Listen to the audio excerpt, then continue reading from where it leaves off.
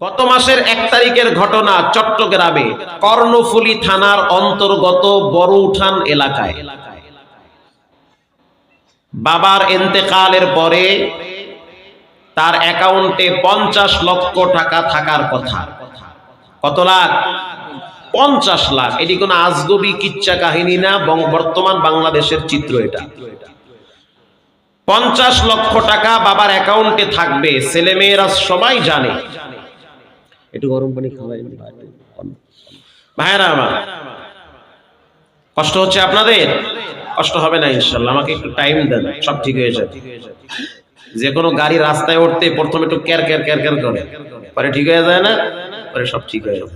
Car car ঠেলায় যদি আপনি গাড়িতে নামে যান, দূর রুমার গাড়ি তুলছে, এ রুমা মানছে এই গাড়ি থামেন না ভাই, একটু স্টার্ট দিয়ে দেন, মেশিন দেন। আল্লাহু আকবার বলেন। বাবার অ্যাকাউন্টে থাকবে 50 লাখ। বড় ছেলে চিন্তা করলো, বাবাই তো মইরা গেছে গা, লাশ কিন্তু এখনো দাফন হয় না, লাশ এখনো দাফন, কেবল শ্বাসটা গেছে গা, মুখ আপনার রুহু বের হয় কিন্তু মুখ থেকে, হাদিসে আসছে। এজন্য অনেক মানুষ হা করে থাকে, ম্যাক্সিমাম মৃত ব্যক্তি হা করে থাকে। পায়ের নখ থেকে আজরাইল খিঁচতে থাকে, খিঁচতে খিঁচতে খিঁচতে খিঁচতে। যদি বদকার হন, নাফরমান হন, বেনামাজি হন, সুদখোর হন, ঘুষখোর হন, ও ভাই খুব ভয়াবহ। পায়ের নখ থেকে আজরাইল খিঁচতে খিঁচতে খিঁচতে খিঁচতে এখান পর্যন্ত নিয়ে আসবে, রুহুটা পালাতে চাবে, 360টা দৌড়াইতে থাকবে, আরো একটু থাকতে দাও, ধৈর্য না। আজরাইল তার ভয়াবহ চিত্র নিয়ে সামনে দাঁড়ায় যাবে, এক হাত মাশরিকি আর এক হাত মাগরিব, পা জমিনে মাথা আসমানে, বিশাল এক দেহ নিয়ে দাঁড়ায় যাবে। আপনার চোখ উল্টে যাবে, আপনার বই যাবে, গোটা পৃথিবীকে ফাঁকি দিয়ে আপনি চলে যাবেন। তো বাবার রুহুটা যখন বের হয়ে গেল, বড় ছেলে কনফার্ম যে বাবাই মারা গেছে, বাস চাদর দিয়ে ঢাইকা রাখো, একটু পরে অ্যাম্বুলেন্স আসতেছে, লাশটাকে বাড়িতে নেওয়া হবে, হসপিটালে মারা গেছে। তো অ্যাম্বুলেন্সের ড্রাইভারকে বলা হইলো, আব্বার লাশটাকে বাড়ির সামনে নিয়ে ওয়েটিং এ রাখবা, নামাবা না। আমার টেলিফোন না পাওয়া পর্যন্ত বাবার লাশটাকে ফ্রিজ থেকে নামাবা না। আমার ভাষা কি বুঝতেছেন? বড় ছেলের ওয়ার্ডার। অ্যাম্বুলেন্স বাড়ির সামনে নিয়ে ব্রেক কইরা গাড়ি লক করে দিয়া ভিতরে লাশ রাইখা ড্রাইভার সাহেব বয়া বয়া বিড়ি খেয়ে দিয়েছে। কথা বোঝেন না? ঠান্ডা মাথায় সুখ টান দিয়া কলিজা ঠান্ডা করে, মোর মতো খাইয়া লইয়াই নিয়ে। বড় সন্তান চলে গেল হসপিটাল থেকে ব্যাংকে। কোথায়? ব্যাংকে। কি লেগে? হজ করতে গেছে। টাকা তুমি, ওরে টাকা, আইরে টাকা টাকা টাকা টাকা টাকা, যেদিকে গোটা দেশ সেদিকেই দৌড়াইতেছে টাকা। যতদিন টাকা আছে পকেটে, দেখবেন কাছের মানুষজন আপনাকে বারবার গুড়গুড় করে পাশে ঘুরবে, সালামও দিবে। টাকা শেষ, রক্তের সম্পর্ক অনেক সময় নষ্ট হয়ে যায়। টাকা অ্যাকাউন্টে খোঁজ খবর নিয়ে দেখলো ব্যাংকে যে টাকা কি পরিমাণ জমা আছে। ম্যানেজার সাহেব, কত আছে আব্বার অ্যাকাউন্টে? ওয়েট, স্থির হন, দেখতেছি। কম্পিউটার টিপি দেখতেছে, স্যার 20 লাখ আছে।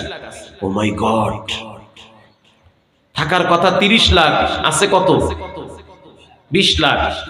50 লাখ থাকার কথা, আছে 20 লাখ, 30 লাখ গেছে গা। মাথা কি ঠিক আছে? সে তো কনফার্ম যে 50 লাখ টাকা গেলেই পাবো, কিন্তু 30 লাখ নাই। তো ফোন করলো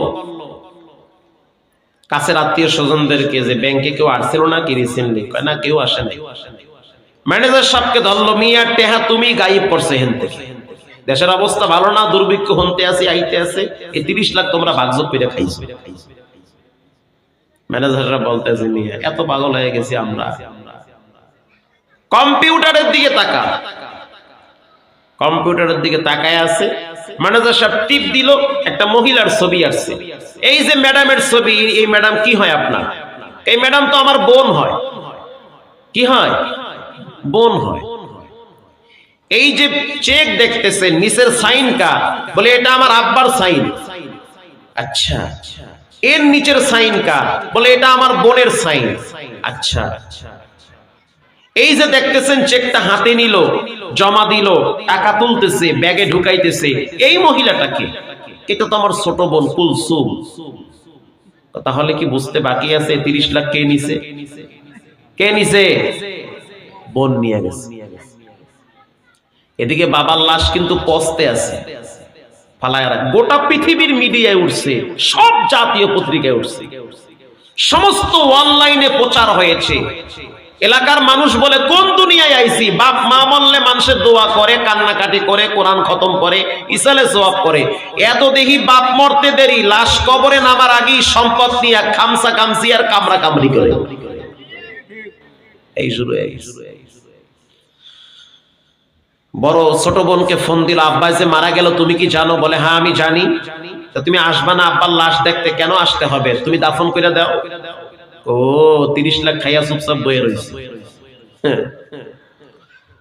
এখন রাগের ঠেলায় বাড়ি গিয়া বড় একটা রান্দা লইয়া বয়ে রয়েছে দরজার সামনে, যে লাশ দাফন হবে না। 42 ঘন্টা পর্যন্ত সেই লাশ ফ্রিজে পড়েছিল। চট্টগ্রাম বড় উঠানের ঘটনা, গুগলে সার্চ দিয়ে দেখেন, বের হয়ে আসবে। স্থানীয় জনপ্রতিনিধি প্রশাসনের সহযোগিতায় অনুরোধ করে এই বাবার লাশকে দাফন করা হয়েছে। এ বেচারায় তো মইরাও শান্তি পাইল না। ঠিক না ব্যাঠিক? ঠিক, 100% ঠিক। খালি টেহা, ব্যবসা, দল, ক্ষমতা, জায়গা, জমি, এত ব্যস্ত হইয়েন না। আল্লাহর একটু টাইম দেন, সব কঠিন কাজকে সহজ করে দিবেন কে? আল্লাহ তাআলা। সম্মানিত হাজিরিন, রংপুরে এক বাবা বৃদ্ধাশ্রমে মারা গেল, তার লাশ পর্যন্ত ছেলে মেয়ে দেখতে আসে নাই। প্রকৌশলী বাবা। গাজীপুর হোতাপাড়ায় বৃদ্ধাশ্রমে আমি গিয়েছি দেখার জন্য কারা থাকে এখানে। অধিকাংশ হাই কোয়ালিটির ফ্যামিলির মা বাবারা। কেন থাকে? ছেলে মেয়েরা মা বাবাকে শেষ বয়সে অবজ্ঞা করে, অবহেলা করে, ঘর থেকে তাড়ায় দেয়, থাকতে দেয় না। কামা তাদিনু তুদানু, যেমন কর্ম তেমন ফল।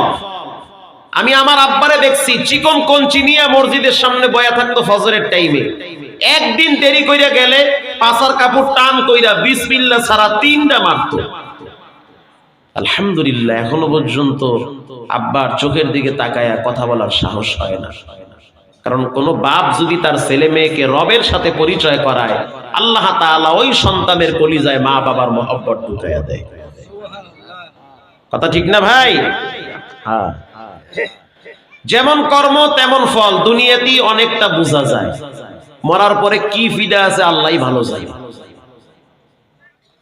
আল্লাহ তাআলা আমাদের সকলকে সঠিকটা বুঝার তৌফিক দান করেন, বলেন আমিন।